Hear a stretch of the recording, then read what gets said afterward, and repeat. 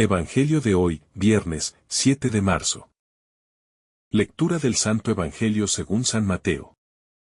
Capítulo 9, versículo 14 al 15. En aquel tiempo, los discípulos de Juan se le acercan a Jesús, preguntándole: ¿Por qué nosotros y los fariseos ayunamos a menudo y, en cambio, tus discípulos no ayunan? Jesús les dijo: ¿Es que pueden guardar luto los amigos del esposo, mientras el esposo está con ellos? Llegarán días en que les arrebatarán al esposo, y entonces ayunarán. Palabra del Señor. Gloria a ti, Señor Jesús. Reflexión. Queridos hermanos, el Evangelio de hoy nos presenta un conflicto de los muchos que tuvo con sus contemporáneos.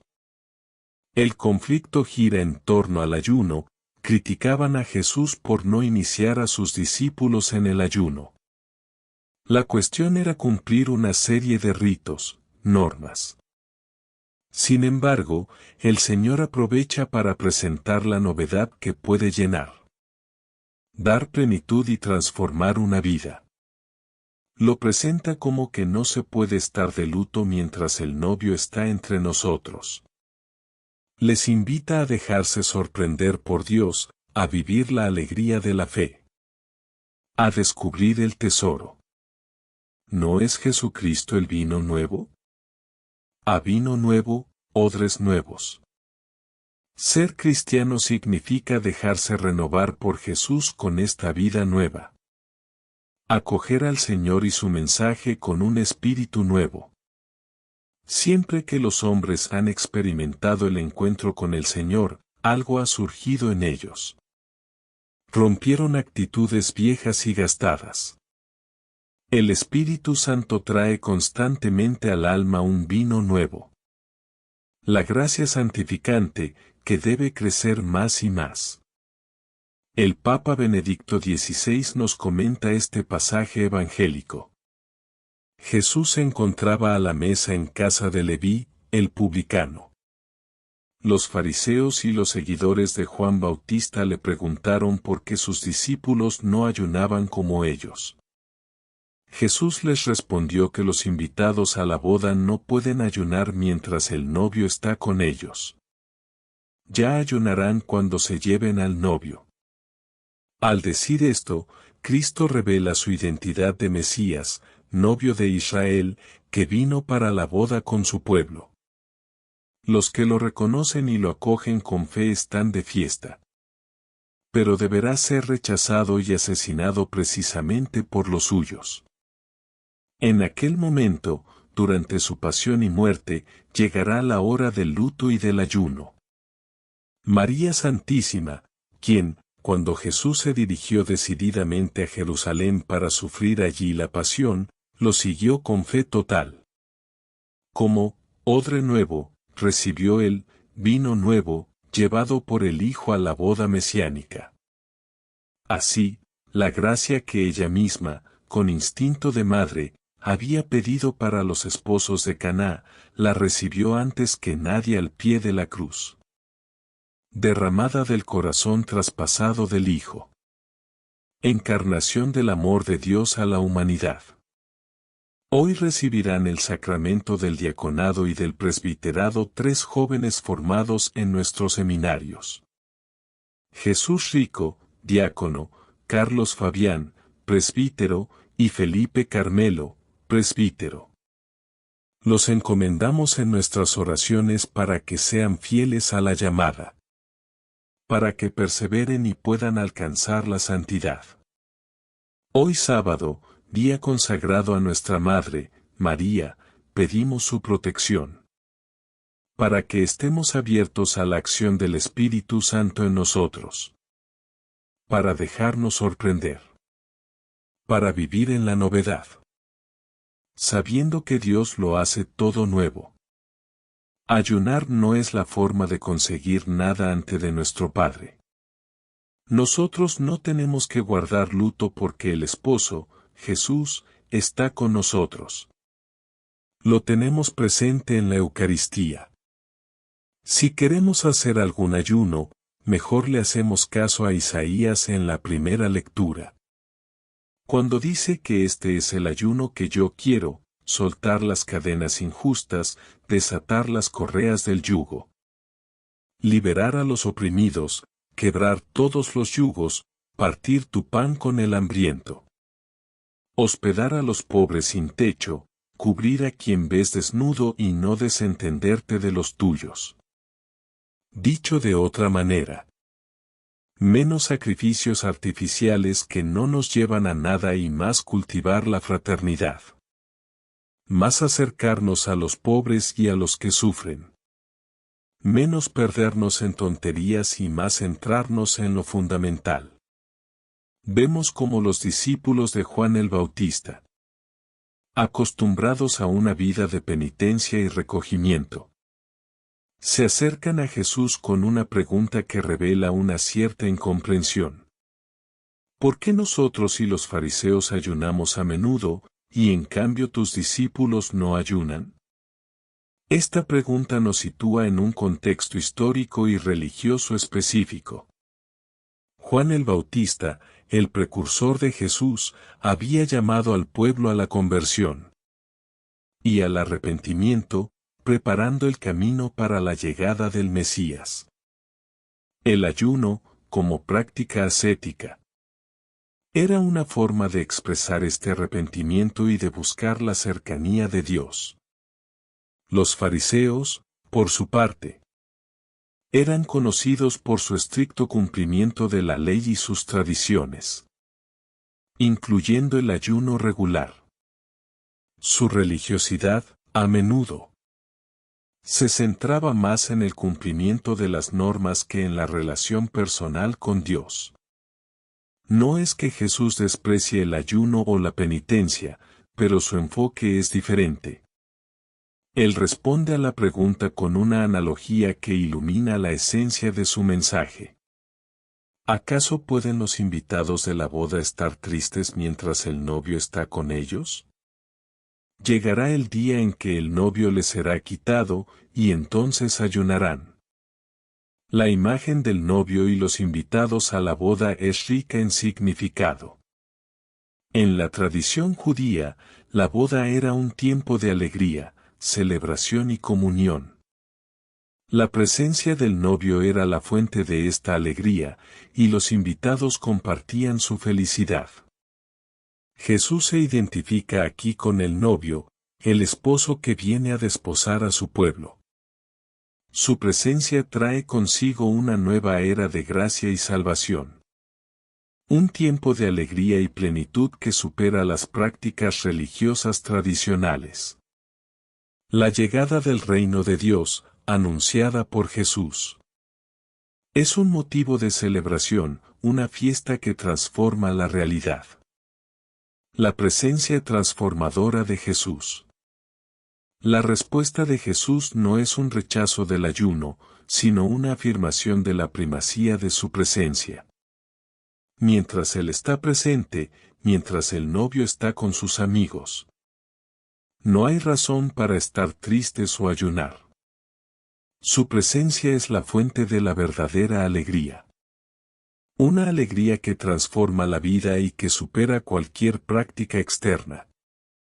Es una alegría que brota del encuentro personal con el amor de Dios. Un amor que sana, libera y reconcilia.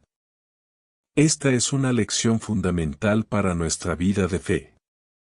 A menudo, nos centramos en las prácticas religiosas externas. La oración, el ayuno, la limosna, el cumplimiento de los mandamientos. Estas prácticas son importantes, sin duda, pero no deben convertirse en un fin en sí mismas. Deben ser medios para acercarnos a Dios, para profundizar nuestra relación con Él. Si nos quedamos en la superficie de las prácticas, corremos el riesgo de perder de vista lo esencial. La presencia transformadora de Jesús en nuestras vidas. Corremos el riesgo de convertir la fe en una serie de rituales vacíos, sin vida. Sin el fuego del amor de Dios. La presencia de Jesús como el novio no es simplemente una presencia física, sino una presencia espiritual que se manifiesta en la oración, en la Eucaristía, en la palabra de Dios y en el amor fraterno. Cuando nos abrimos a esta presencia, nuestra vida se transforma. Experimentamos la alegría del Evangelio, la paz que sobrepasa todo entendimiento y la fuerza para amar y servir a los demás. La oración se convierte en un diálogo íntimo con Dios. La Eucaristía en un encuentro personal con el cuerpo y la sangre de Cristo. La palabra de Dios en una luz que ilumina nuestro camino. El amor fraterno en un reflejo del amor de Dios en el mundo. Jesús también anuncia que llegará un tiempo en que el novio le será quitado. Y entonces ayunarán. Esta profecía se refiere a su pasión, muerte y resurrección. La muerte de Jesús es un momento de profundo dolor y luto para sus discípulos. Sin embargo, este dolor no es el final de la historia. La resurrección de Jesús transforma el luto en alegría. La muerte en vida. La desesperación en esperanza. La cruz, que parece ser el símbolo del fracaso, se convierte en el árbol de la vida. Es el lugar donde se manifiesta el amor infinito de Dios. El ayuno, en este contexto, adquiere un nuevo significado. No es simplemente una práctica ascética, sino una expresión de nuestra participación en el misterio pascual de Cristo. Ayunamos para unirnos a su sufrimiento, para identificarnos con su sacrificio, para esperar con esperanza la resurrección. El ayuno se convierte en una forma de solidaridad con Cristo, una forma de renunciar a algo para estar más cerca de Él. El tiempo del luto y el tiempo de la alegría están entrelazados en la vida cristiana. Vivimos en un mundo marcado por el sufrimiento, la injusticia y el pecado. Experimentamos la pérdida, la enfermedad, la soledad y la desesperación.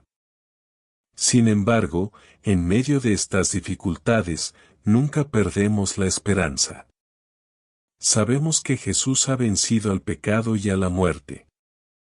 Su resurrección es la garantía de nuestra propia resurrección. La esperanza cristiana no es una ilusión vana.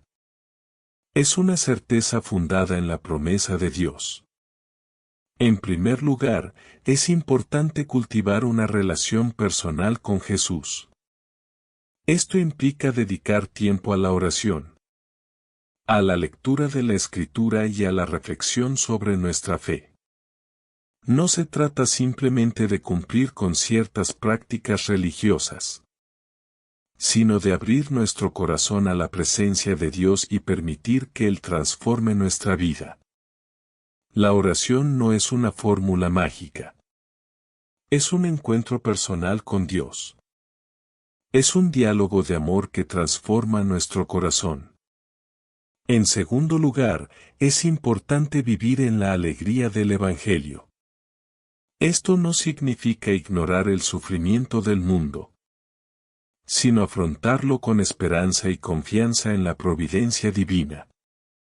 Significa buscar la belleza en medio de la fealdad, la bondad en medio de la maldad, el amor en medio del odio.